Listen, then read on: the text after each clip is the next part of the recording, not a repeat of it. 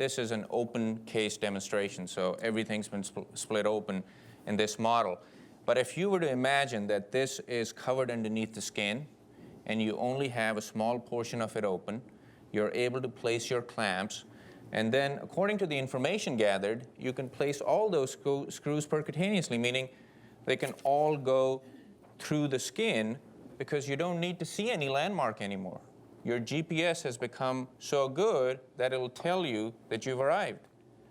So you now can essentially do a multi-level case where you have to place 22 screws, or you have to place 16 screws, and you're able to do that with less amount of tissue manipulation.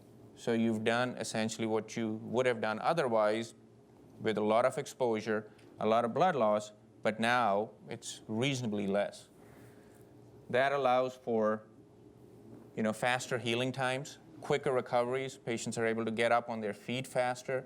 Your complication rates go down, just like Dr. Subramanian mentioned, from those 3 misplaced screws, which was par for the course. We all know how to put these screws in without having to use the robot. But except I think the percentage is a little bit higher. Probably, you could say it's probably more in the range of 3 to 7%, so 3 being, on the lower part. But still less than 10%. That's still pretty high.